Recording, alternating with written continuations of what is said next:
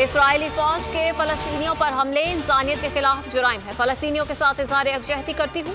फलस्तीनियों के साथ कई अशरों से रवा रखी जाने वाली बर्बरियत से इनकार नहीं किया जा सकता। मलाला यूसुफजई का बयान।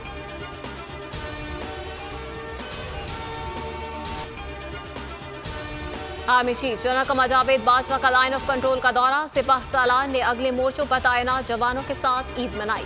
मुल्क की तरक्की और खुशहाली के लिए दुआ।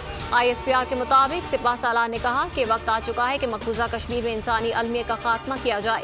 मसला कश्मीर कश्मीरियों के उमंगों और अक़वाम मुत्तहिदा की करारदादों के मुताबिक हल किया जाए।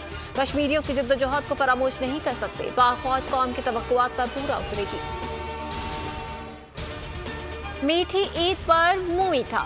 मुल्क में बेकरियों पर रश, मनपसंद केक और मिठाइयों की खरीदारी। बच्चे भी रंग बिरंगे गुब्बारे और खिलौने खरीद कर खुश। बड़ों से ईदी वसूल भी जारी है।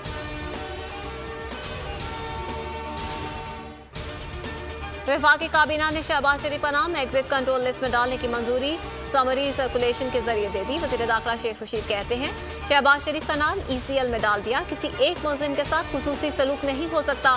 फारूक हबीब कहते हैं शहबाज शरीफ की ख्वाहिश थी कि वो ईद लंदन में करें, मगर इस दफ़ा उन्हें भी ईद पाकिस्तान में करना पड़ रही है।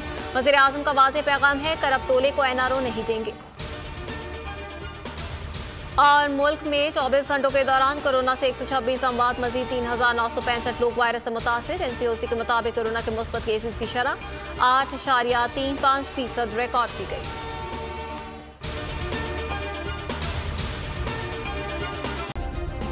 सब्सक्राइब करें और बेल दबाएं ताकि कोई खबर रह न जाए।